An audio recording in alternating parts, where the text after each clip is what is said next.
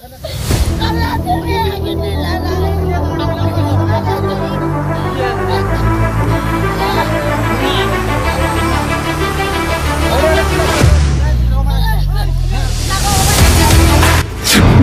জিলাৰ বিলাসীপাৰা মহকুমাৰ অন্তৰ্গত মছলাপাৰা গাঁও পঞ্চায়তৰ সাধুবসা গাঁৱত শোকাবহ ঘটনা।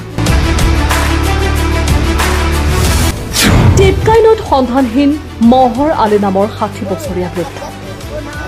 আজি দিনৰ দুপৰীয়া ভাগত নিজৰ নাওখন টিপকাই নৈৰ পৰা উদ্ধাৰ কৰিবলৈ গৈ থকাৰ অৱস্থাতে নৈখনৰ গভীৰ সোঁতত উঠি যায় বৃদ্ধগৰাকী।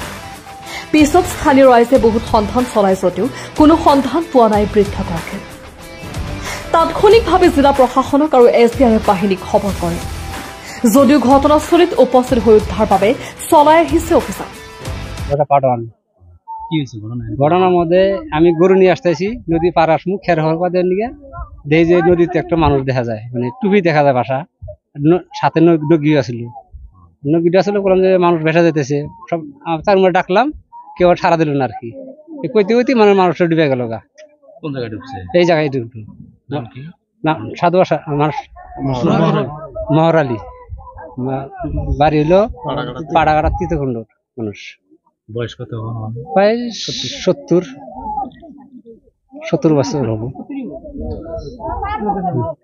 নদীটা কি নদী? টিপকাই নদী।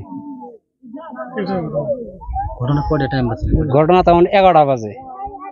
তখন নদীতে মানুষ কিছু ছিল না, একলা মানে নাও ভাষা জানাইছিল, নাও দৌড়ান নেয়া সাঁতুর দিছে, সাঁতুর দেওয়ার নাওটা তো দৌড়া পারাই নাই, হাতের থেকে নৌকি আসছিল, নৌকিটা ফসকে মানে ডুবে গেছে। খালি আমি দেখলাম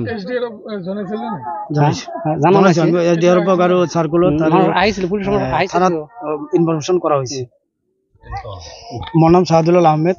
আজি বিশেষকৈ মৰ্মান্তিক মেম্বাৰ হ'ল।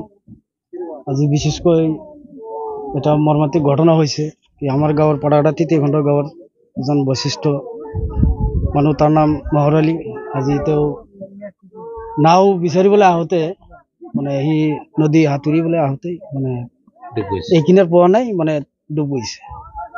আৰু এতিয়া আমি চাৰ্কেল অফিচাৰক ফোন মাৰিছোঁ, থানাত ইনফৰমেশ্যন কৰিছোঁ, আৰু SDRFক মই নিজে ফোন কৰিছোঁ। তেখেতে আহিব বুলি মোক আশ্বাস দিছে, কিন্তু এতিয়ালৈকে অহা নাই। কিন্তু আহিব বুলি মোক ফোনত জনাইছে যে মই যাম এইখিনি, কিন্তু এতিয়ালৈকে তাৰ কোনো অনুসন্ধান আমি পোৱা নাই এইখিনি।